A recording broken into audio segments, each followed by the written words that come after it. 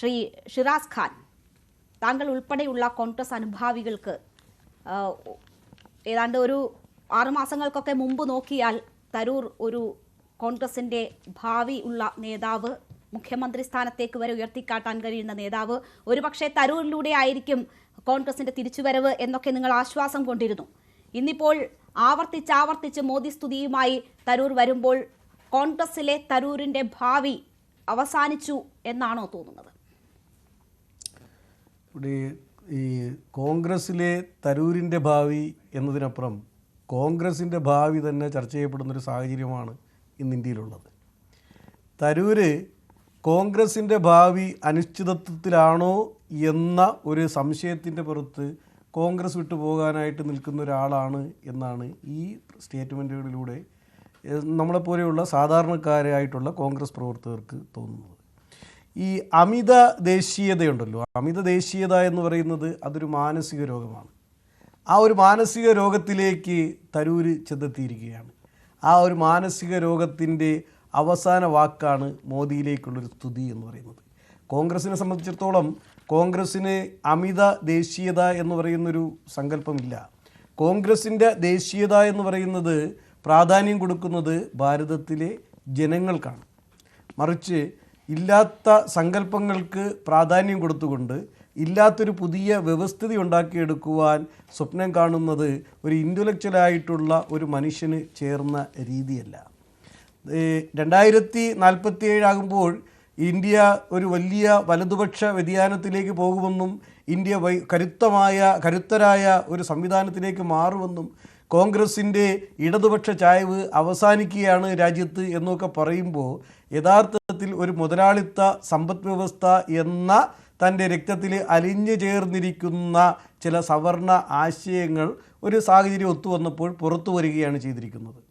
അത് കോൺഗ്രസിനെ സംബന്ധിച്ചിടത്തോളം ഉൾക്കൊള്ളുവാൻ കഴിയുന്ന ഒരു വ്യക്തിത്വം എന്നതിലപ്പുറത്തേക്ക് ശശി തരൂർ എത്തി. പക്ഷേ അവിടെ കോൺഗ്രസ് ഒരു ആത്മപരിശോധനയ്ക്ക് വെക്കേണ്ട ചില കാര്യങ്ങളുണ്ട്. കോൺഗ്രസ് ഇതിനകത്ത് 1948 വരെ ഡ്യുവൽ മെമ്പർഷിപ്പ് ഉണ്ടായിരുന്നു.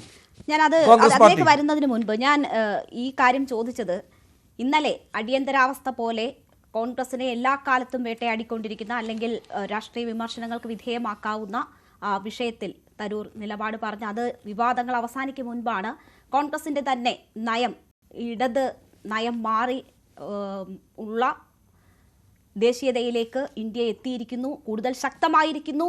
മോദി ആ രീതിയിൽ വ്യക്തിപ്രഭാവമുള്ള പ്രധാനമന്ത്രിയാണ്, മോദിയുടെ നേതൃത്വത്തിലാണ് ഈ നേട്ടം എന്ന് ധ്വനിപ്പിക്കും വിധം തരൂർ ഇന്ന് അദ്ദേഹത്തിന്റെ അടുത്ത പ്രസ്താവന രംഗത്ത് വരുന്നു. അപ്പോൾ കോൺഗ്രസിനെ പ്രതിക്കൂട്ടിലാക്കുന്ന തരത്തിൽ അദ്ദേഹം തുടർച്ചയായ ദിവസങ്ങളിൽ അദ്ദേഹത്തിന്റെ പ്രസ്താവനകൾ നടത്തുകയാണ്.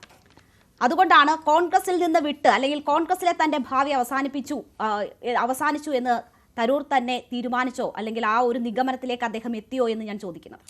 അദ്ദേഹം എഴുതിയ ലേഖനങ്ങൾ, ഈ അടുത്ത കാലത്ത് അദ്ദേഹത്തിൻ്റെ എക്സിൽ കുറിച്ച പോസ്റ്റുകൾ, അതൊക്കെ സൂചിപ്പിക്കുന്നത് കോൺഗ്രസിൻ്റെ ഒരു സെക്യുലറിസ്റ്റ് ചിന്താഗതിയിൽ നിന്നും മാറി ഒരു തീവ്ര വലതുപക്ഷത്തിലേക്കുള്ള ഒരു വ്യതിയാനം അദ്ദേഹത്തിന് സംഭവിച്ചിരിക്കുന്നു എന്നുള്ളതാണ് അത് സൂചിപ്പിക്കുന്നത്. അതൊന്നും ഒരു സംശയമുള്ള കാര്യമല്ല. ശശി തരൂരിനെ സംബന്ധിച്ചിടത്തോളം അദ്ദേഹം നോക്കുമ്പോൾ കോൺഗ്രസിന് ഇനി ഭാവിയുണ്ടോ, അപ്പോൾ എനിക്ക് ചേക്കാറാൻ പറ്റിയ ലാവണം ഏതാണ്, അത് ഞാൻ സെലക്ട് ചെയ്യാൻ തയ്യാറാണ്. അതിനു വേണ്ടിയിട്ട് മോദിയെ വെളുപ്പിച്ചെടുക്കുകയാണ്. മോദിയെ എത്രയൊക്കെ വെളുപ്പിക്കാൻ ശ്രമിച്ചാലും ഗോദ്ര കലാപത്തിന് നേതൃത്വം കൊടുത്ത ആളാണല്ലോ മോദി. അതല്ല എന്ന് എത്രയൊക്കെ വെളുപ്പിക്കാൻ ശ്രമിച്ചാലും പറ്റുമോ?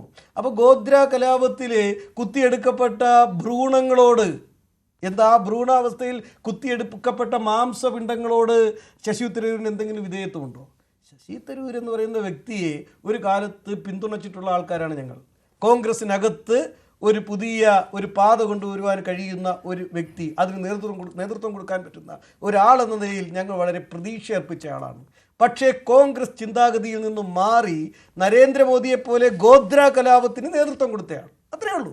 അദ്ദേഹം ഈ പറയുന്ന ശശി തരൂരിന് ചരിത്രം അറിഞ്ഞാത്തതുകൊണ്ടല്ലോ ഇന്ത്യക്ക് സ്വാതന്ത്ര്യം കിട്ടിയിട്ട്. ഒരു കാര്യം കൂടി, ഇന്നലെ കഴിഞ്ഞ ദിവസം അദ്ദേഹം ഒരു സർവേ ഫലം റീട്വീറ്റ് ചെയ്തിരുന്നുവല്ലോ. അതിൽ മുഖ്യമന്ത്രി ആകാനുള്ള ഒരു സാധ്യത അദ്ദേഹത്തിന് പ്രവചിച്ചത് അദ്ദേഹം തന്നെ അദ്ദേഹത്തിൻ്റെതായിട്ടുള്ള ആഗ്രഹം എന്ന നിലയിൽ അത് റീട്വീറ്റ് ചെയ്യുകയാണ്, അല്ലെങ്കിൽ അതിന് താൻ അർഹനാണ് എന്ന തരത്തിൽ ഓർമ്മിപ്പിക്കുകയായിരുന്നു അതിലൂടെ ചെയ്തത്. അപ്പോൾ അദ്ദേഹത്തിൻ്റെ രാഷ്ട്രീയ മോഹങ്ങൾ അവസാനിച്ചിട്ടില്ല എന്ന് സൂചിപ്പിക്കുന്നതായിരുന്നു ആ പോസ്റ്റ്. അതിനുശേഷം ഇപ്പോൾ താങ്കൾ ഉൾപ്പെടെ അദ്ദേഹത്തിന് പിന്തുണ അർപ്പിച്ചിരുന്ന, അദ്ദേഹത്തിൽ കോൺഗ്രസിൻ്റെ പ്രതീക്ഷ അർപ്പിച്ചിരുന്ന ആളുകളുടെ പിന്തുണ പോലും ഇല്ലാത്ത തരത്തിലേക്ക് തുടർച്ചയായി അദ്ദേഹത്തിൻ്റെ പരാമർശങ്ങൾ വരുന്ന ഒരു സാഹചര്യം, അത് ഒരിക്കലും യോജിച്ചു പോകില്ലല്ലോ. അദ്ദേഹത്തിന് രാഷ്ട്രീയത്തിൽ താല്പര്യമുണ്ടെങ്കിൽ അദ്ദേഹത്തിനോടൊപ്പം നിൽക്കാൻ ആളുകൾ ഉണ്ടാകണം. അതുകൂടി, ആ അടിത്തറ കൂടി നശിപ്പിക്കുന്നതാണോ ഇപ്പോഴത്തെ അദ്ദേഹത്തിൻ്റെ പരാമർശങ്ങൾ? അല്ല, കേരളത്തെ സംബന്ധിച്ചിടത്തോളം അദ്ദേഹം ഇപ്പോൾ ഏറ്റെടുത്തിരിക്കുന്ന ഒരു സ്പേസിൽ അദ്ദേഹത്തിന് പിന്തുണ കിട്ടുമെന്ന് അദ്ദേഹം ഒരിക്കലും പ്രതീക്ഷിക്കേണ്ട. മറിച്ച് അദ്ദേഹം മറ്റൊരു പഴയ ഇന്നസെൻറ്റിൻ്റെ ഒരു കഥാപാത്രമുണ്ട്, ഈ പച്ച മുതലാളി വന്നിട്ടുണ്ട്, നിങ്ങൾ നിർബന്ധിച്ച സ്റ്റേജിലിരിക്കാം എന്ന് പറയുന്നത് പോലെ അദ്ദേഹം ഒരു സർവേ നടത്തിയിട്ട് ഞാനാണ് മുഖ്യമന്ത്രിയാവാൻ യോഗ്യനെന്ന് പറഞ്ഞാൽ അദ്ദേഹം അയോഗ്യനാണ് എന്നൊന്നും അഭിപ്രായമില്ല. പക്ഷേ അദ്ദേഹത്തിൻ്റെ യോഗ്യത, കേരളത്തിൻ്റെ സാമൂഹിക വ്യവസ്ഥിതിയിൽ അദ്ദേഹത്തിൻ്റെ യോഗ്യത ഗോദ്ര കലാപകാരിയെ പിന്തുണച്ചതോടുകൂടി ഇല്ലാതാവുകയാണ്. ആ പ്രതീക്ഷ നിങ്ങൾക്ക് നഷ്ടപ്പെട്ടിരിക്കുന്നു. നഷ്ടപ്പെട്ടിരിക്കുക. ശരി, ഞാൻ താങ്കളിലേക്ക് തിരിച്ചെത്താം. ശ്രീ നിസാം സെയ്ദ്,